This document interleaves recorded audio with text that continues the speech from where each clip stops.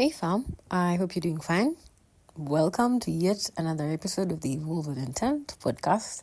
Welcome to the second half of the year. Are you excited as I am? I hope you've been doing great things with your life, really. I hope you're fine and sane and taking care of your body, your mind, and your entire self.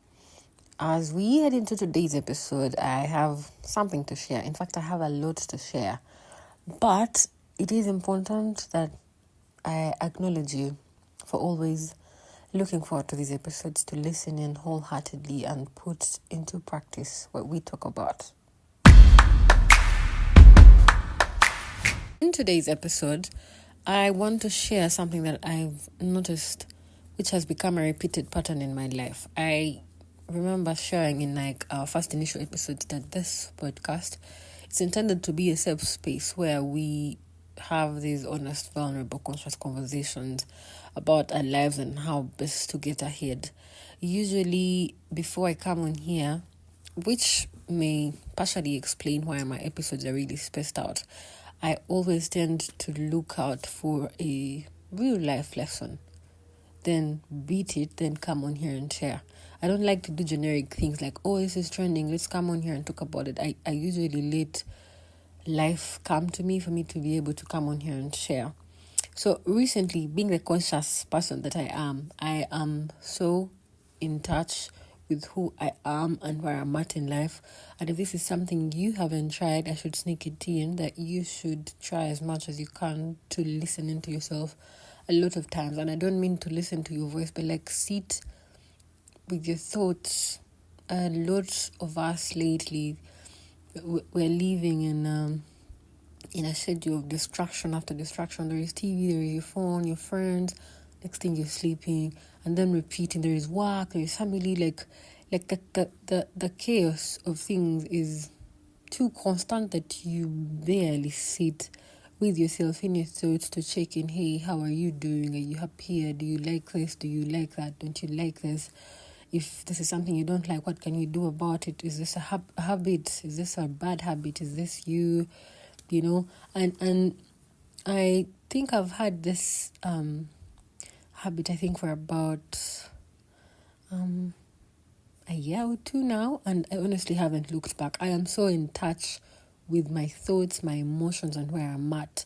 Like, I am aware when I'm overreacting, when I am panicking, when I'm in fear, or when I'm just being manipulated, or it helps really. So being the conscious person that I am, I noticed a repeated pattern about my life, and that's the whole point of today's conversation.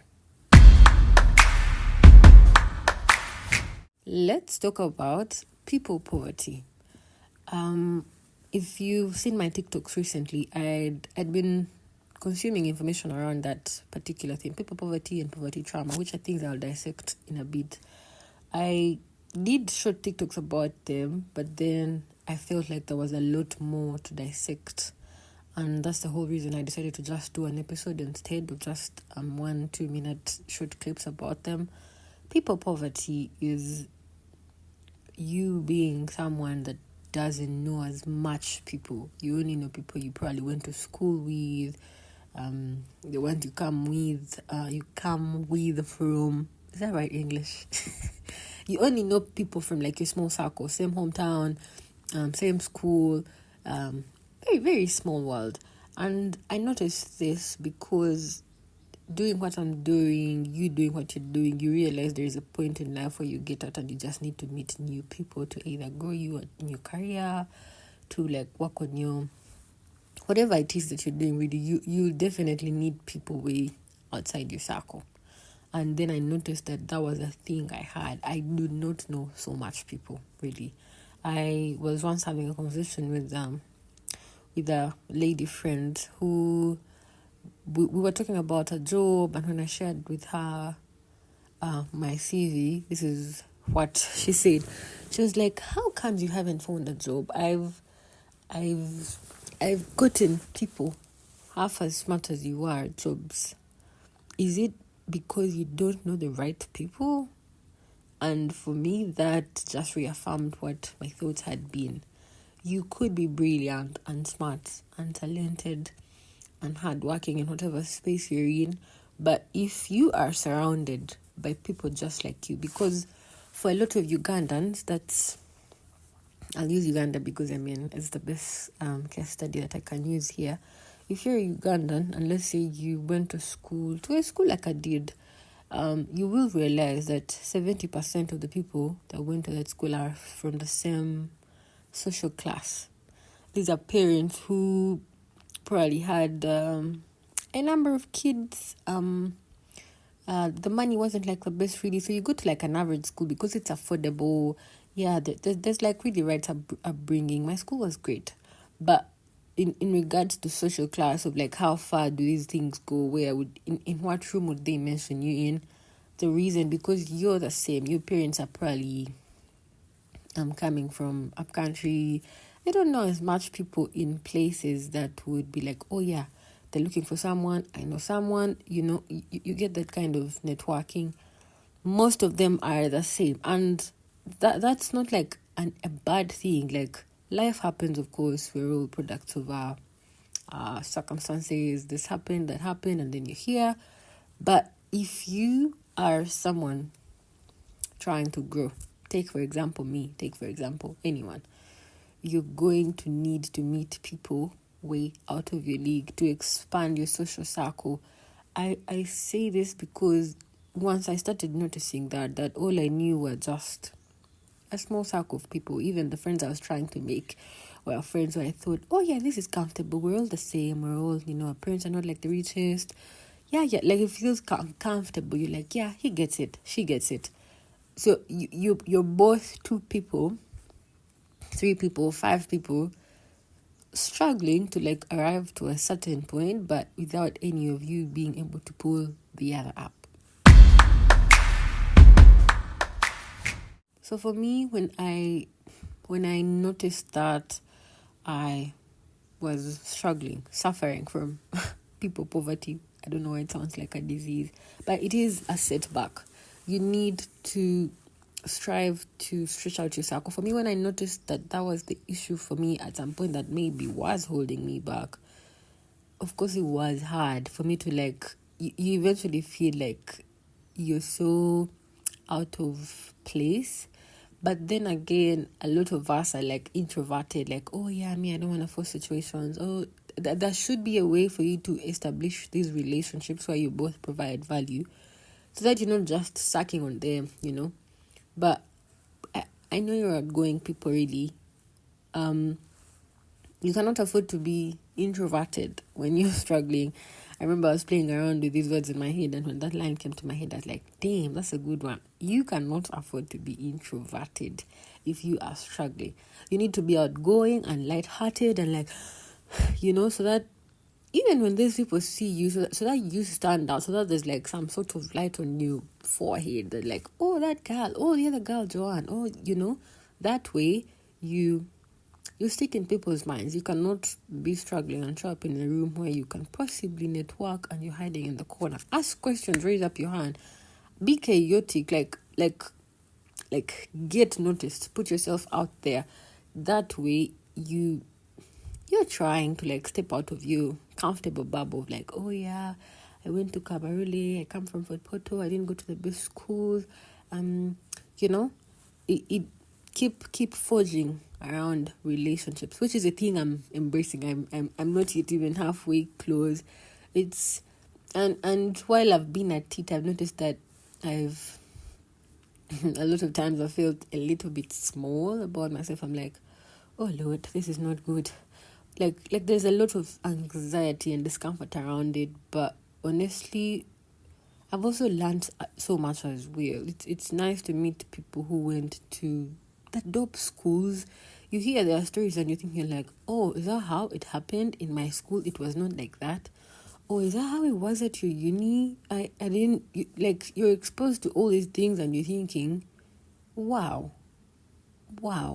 And another thing I noticed about people that are way out of our league, people that come from different social classes, is the level of abundance in there, which is going to connect me to my next key point.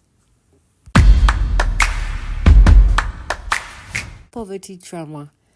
This sounds like, I don't know, some health condition, but actually it isn't. It's a mindset that you pick up over the years because of coming from a community, from a family, from a society that doesn't have much resources. So this can be like from money, food, school, bags, books, you name it, from like childhood to where you are at now.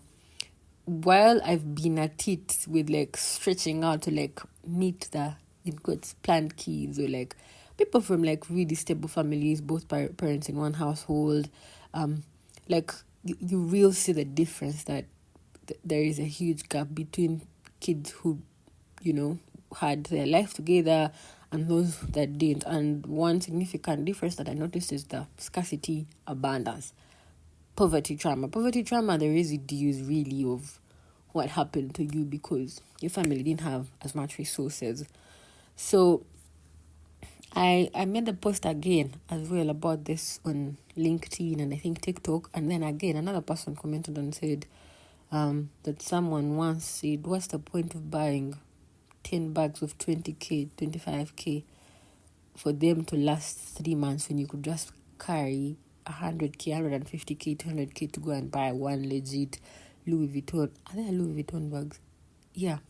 Why not just go buy a high quality expensive bag which will last you a longer period of time?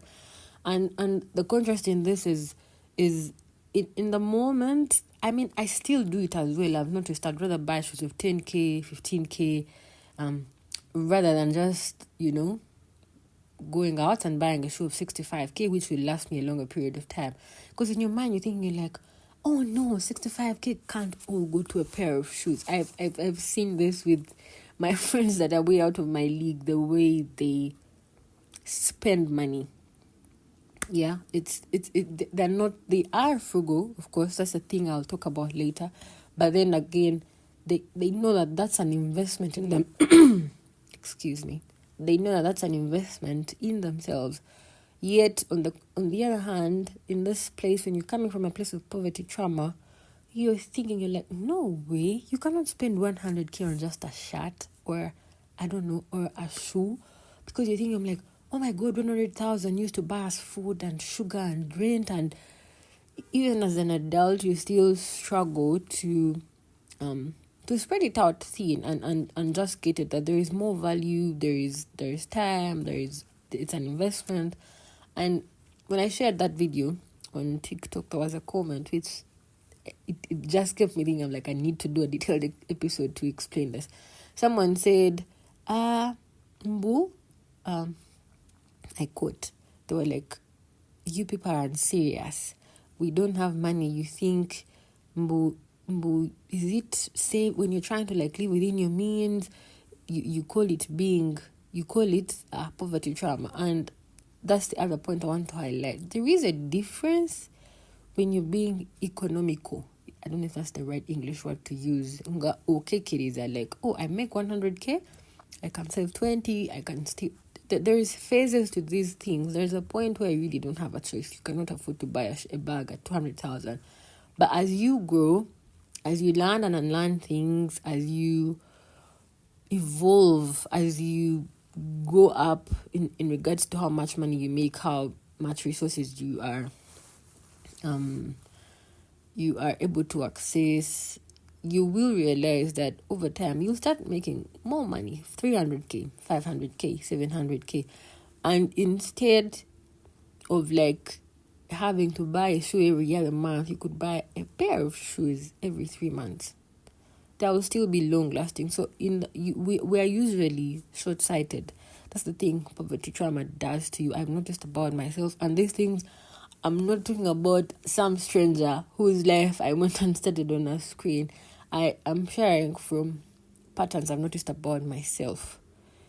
That there is so much short-sightedness around resources, around money, around clothes. You'd rather buy these dresses of 2k, 3k instead of just buying one legit dress at 30k that will last you. And this is like one of the signs that will show in your life. Food. When I tried reaching out to like read more about it, I saw there is a way it reflects around food. You're always keeping leftovers because you grew up thinking, oh God, they don't waste food. There's like so much I could go on and on and unfolding. I suggest you read about it. I'll share some resources that I've been reading and listening to about how poverty trauma does reflect in different people's lives. But in regards to growth and stepping out of a comfort zone for us to be able to make money, save money, and make money work for us, there is some sort of poverty trauma that you need to get rid of. First of all, you need to recognize that now this is me being frugal, economical, or this is residues of poverty trauma that I grew up with, for you to be able to beat it. These conversations are very timely for me because I am at that point in my life where I've been really thinking hard about money. You remember was it an episode? Oh, it was a post on LinkedIn that went viral where I said I made terrible mistakes that I regret at 26, and I was sharing how when I landed my first job, I don't know if I've shared that here, but I'll just go on and share in case you haven't heard. So when I was about 23, 24, I landed my first legit job that was paying me a little above $1 million. And I was excited. I was over the moon. And at that time, it did feel like a lot of money. Of course, it is a lot of money. It was a lot of money. For a 24-year-old, you think you're like, whew, the things I would do. And sadly, I spent most of it really moving apartments around Nigeria. I would stay in this one for 3 months, leave. With no reason, really. And just because I'm tired, I'm like, I don't have to stay here. And in my head, I didn't save. And in my head, I kept thinking, I'm like, if I'm making this amount of money at 24, imagine how much money I'd be making at 26. As life would have it, I think towards the end of that year, I was laid off. With zero savings, stranded in a fancy 500k, 600k apartment in Nigeria. With like, okay, where do I start now? And honestly, I'd not done anything. I'd not bought a good shoe or a beautiful dress. I would just spend most of it in transport, rent, and food, with like zero savings. And I think I sat home for a year trying to find something else full-time that can pay me close to that amount. And we thank God, really, he finally came through. And I feel like I sat home that year for me to learn the lessons that I had to learn as to why I probably had lost a job, and then money. For me, I feel like the biggest revelation in that whole story was money, because I definitely don't want to be a broke person. No one likes to be a broke person. I want to make money, to be able to save money and like not struggle. I hate the helplessness life gets you at when you don't have money, when you don't have resources at your disposal, and then you have to survive on another person's, it's, for me, it's like a very helpless feeling that I don't know. It feels like my legs are cut off. Anyways, so a year later, I found another job, and I am. Is it safe to say that I'm very haunted, that I don't want to repeat the same mistakes that I did back then at 24? So I'm trying to save and like learn and acquire as much knowledge. I'm speaking to people that are doing well financially and like, who have been here before, to acquire as much knowledge about financial literacy, as much applicable financial literacy knowledge, so that I am able to make better decisions as early as I can, away from saving. How am I able to invest? How do I think of money long term? How do I respect money, which is a thing a lot of us don't. You think 1 a.m., oh, that's very little money. You think, oh, 50k, that's very little money, you like, and that's why, again, there's a thin line between you disrespecting money, respecting money, frugality, being economical, and just being stingy with yourself. They're like very thin lines between these things, and you need to tell them apart. Know that at this point, I'm just being stingy with myself or to even the people that I love, or I'm being frugal because I have a goal. I need to get this practice, and I cannot save everyone. I have a friend who keeps telling me that I'm being economical here, or this, I'm living within my means. I cannot afford to buy a dress at 50k yet. I can still pick up dresses at 10. When I arrive at that point, like, you need to be able to tell them apart, because we've seen people who make way lots of money but don't look like their money, and not because they're saving it to do something else, but just because they're stranded in that headspace of, oh God, I need to hold on to it. When you hear rich people speaking, they tell you, let money go, it will come back. But now that can't apply to someone like me, or when you're still struggling. Like, you need to know, at what point am I? What am I able to do, and what can't I do yet? You get? For each one of us to even be able to dissect, do I have poverty trauma, or it's something else? Or for you to even note that maybe the reason I'm being held back in life is, I don't know so much people, maybe it's people poverty. For you to be able to arrive at that point, you need to be conscious enough, in touch with yourself, and see among the people around you, how many of them, which one would mention you in a room full of opportunities. When you look around and realize that all your friends, you're all the same, please don't dump them. I'm not going to be those people who be like, oh yeah, your friends need to be, I mean, it's not their fault either, but what I would advise on friends is, your friends need to be as ambitious as you are. Like, you need to have similar goals really to wherever you're headed. Is it to buy a car? Is it to go back to school?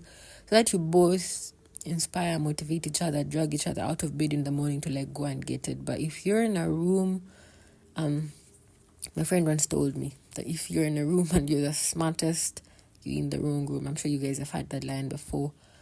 If they also added that if you have friends and none of those friends are people you can call to ask for 100k when you're in an emergency, you need canes. No, it sounds funny, seriously, but it's a legit point.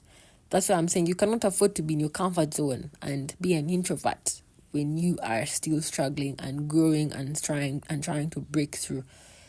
Introversion, being introverted is it has to come, like, it's a privilege, really. You can't afford to be that when you're trying to find the next opportunity, when you're trying to find the next breakthrough, really. So in regards to friends, you need to try as much as you can to expand your circle, to say, okay, if I need someone to bail me out. Of course, it sounds manipulative for you to say, I'm going to be friends with person X because they have access to resources. That's why I said, find a way of providing value, bring value to their lives, and then get value from their lives. It's a win-win situation at the end of the day. Now, there is a list of things that I would recommend that you try exploring, really, in regards to leveling up, which are things I'm trying to embrace as well. Acquire as much knowledge as you can about financial literacy. Our parents back then, I know this is going to sound cliche, would do so much, really, with very little resources. Even as of today, when you go to the village, you will realize that your peers who rear goats or plant beans make about 600, 700k, but they've done so much with it. Yet, for me, for you who are living in the capital's city, Kampala, you can't do anything with even more money or twice as much money like that. And I get it. Economies are different, prices of things are different, there is rent, there's a lot at play, but I guarantee you that with a little financial discipline, with like acquiring knowledge on a lot of things, you'll get way ahead. So I would recommend you learn some few things on financial literacy, budgeting, saving, managing money. That involves respecting money. I cannot stress that enough. You have to learn to respect money. You cannot think, oh, someone sent me 50k, but that's just 50k. I mean, once you get to that point of it's just 50k, you've finished. You need to understand how small businesses work. This I wouldn't be the expert to say something around it. Usually most people say you need to commit to it full time, but there is a way to work around it. I've seen people part time at their small businesses and still do their 9 to 5 wherever they are. You need to find multiple ways of making money to meet this country's expensive cost of living. My God. But yeah, there is a way for you to. I was ranting the other day about about my transport to a friend, and they told me that you need to find alternative ways to make more money so that at least maybe that extra cash caters for your transport. And I'm like, okay, that's something to think about. But yeah, it's something to share with you as well. If you are struggling with balancing the boat on your finances on this and that, maybe if you do have the time, because if you're doing a 9 to 5, you actually may have the time in between there to squeeze in a side gig. I don't know, God knows where. You'll figure it out. You're smart to maybe get some money to pay your rent, or that way you're not entirely dependent on one source of income. The other thing that is super resourceful is to build a strong network of supportive individuals. Expand your circle, which comes back away from just friends, really.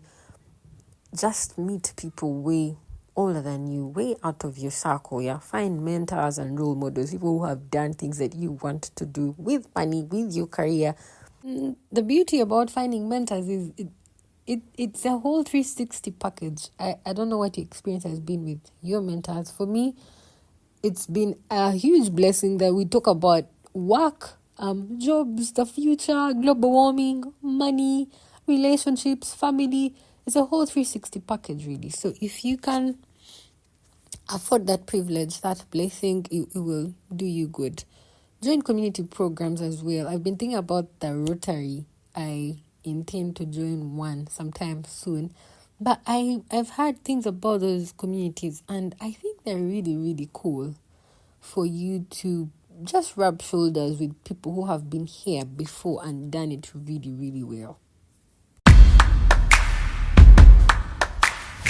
On a lighter note, though, I've been having different conversations with friends around people poverty, and this is what we were sharing. So we're talking about how you go to these schools, then you go to university. Like it's not the best really, but I give you a transcript, you get a job, you usually end up around these people. So that means even the people you're going to date are from those schools, same universities.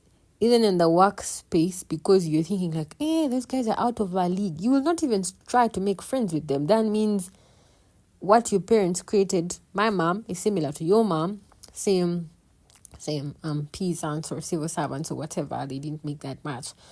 The two of us meet, form a relationship, have average kids, and for me, my biggest fear on this planet Earth lately has been to end up average. And we are at a time where we are making such lifelong decisions where you're like getting married and having children. And one of the ways that we were making jokes about, but then I actually thought, I'm like, that's actually a legit reason, was the person you're going to marry is also determinant on whether you get to break this chain of poverty trauma or people poverty. And for me, that's my aspiration, really. No offense. It's a tip. You should pick it up as well. If you're coming from like a very humble background, your goal shouldn't be to marry someone from a humble background. If you are to choose, you need to find someone who comes from a go big or go home family. Like, explore the possibility of marrying a woman from the royal family. Take, for example, the way things are done, the abundance of food, of plates, of soap. They don't just buy 1 bar of soap or 1 kilo of sugar, or they don't live in like a small kazigo. Like, the abundance of life, of things, of food, of dreams, for me, is just whew, like I don't have to die with food on the plate because, oh God, today I have this food. And I'm not saying pouring food, but I'm using it as an example really, because what poverty trauma does to you is, because even when you're satisfied, you don't pour the food because you don't know if you'll get the food tomorrow. So you stuff in that food even when you're tired. I've been so conscious that I've noticed that I have friends. I have a friend who does not finish his food. And I'm not saying that's like a fancy way, but he's not going to like, oh God, this food is here today. It's chicken. Who leaves chicken on a plate? Growing up, you'd never leave chicken on a plate. You don't leave meat on a plate because what happens? There is not going to be meat tomorrow. And I've seen people do that and I'm like, oh God, me, I'd never do that. Even as of today, I don't leave meat on a plate. No, but seriously, you get the point. At this point, I am like, whoever it's gonna be has to be someone who is like really way out of my league. And honestly, I cannot tell you how much that stuff elevates your life. The possibility of dreams, because there's a line I read that goes, your dreams are as achievable as how wide your brain expands. Like, how much do you believe you can drive that car if that's your dream? It's all in your head. It all starts in your head. If you believe you're gonna drive that car, chances are you will drive it. But if you keep saying it that, oh, I'm gonna drive a car, when you don't believe it, chances are you may not exactly get it as soon as you thought. But for me, I think the biggest highlight so far in trying to like forge relationships and form friendships with people way out of my league has been seeing firsthand how achievable things are, how transformational life can be, how you can actually break through barriers, how when you like free your mind in like abundance, like it's so freeing. You're not uptight, you're not like, oh Lord, like the level of, they're not careless, but they're also very careful. Like there's a balance between knowing that, yeah, it will come and go. It's the balance of carelessness and carefulness is beautiful, and that you don't get when you from a humble background in Fort Poto. You get like my family was beautiful. I don't want you guys to downplay that. My family was beautiful. My mom raised me with like the best she could with the resources she had at that time. But then of course you grow up and now learn that it wasn't like, I'm sure she would have wanted to do more if she had access to more resources. But again, if you're a young woman, a young man, and you come from those humble backgrounds that didn't have much resources, you cannot continue that cycle. You either go and acquire as much knowledge, break that cycle, and then come and pull out someone's daughter from a humble background. But you all really can't be the same in your head, living in frugality where you're like, oh God, sugar, no, put 1 spoon of sugar. Whether the tea is sweet or not, you're like, 1 spoon of sugar is enough because, yeah, the sugar won't be there tomorrow. I could go on and on about all these signs and experiences of growing up in places of lack. But as we grow up and level up and make money, you need to break loose for you to make more money. I was sharing with a friend and they were telling me about houses and how when you have more house space, your mind of course grows wide and you're like, oh, I need to fill that room up. I need a full set of chairs. I need a bigger screen. But when you're living like a smaller space, your mind is comfortable. You're like, that's just enough. No, that's just, you get. For growth to happen, you need space. You need to stretch, to expand, to get out of your comfort zone. Guys, I've had so much fun recording this. I hope you've learned a thing or two. And I appreciate you for taking the time to listen into these solo episodes. I've had so much feedback, people asking me to bring in guests. I promise guests will come in when the timing is right. For now, a lot is happening really, and it is hard to pin down a guest and then have a sit down with them because life is busy. There is bills to pay. There's a lot happening, but I promise that whenever I can, at least once every month or twice or thrice, or depending really. Each time I have something super resourceful from experience to share with you, I promise I'll be on here fasting to share with you. Thank you so much. I will see you guys on the other side. Bye.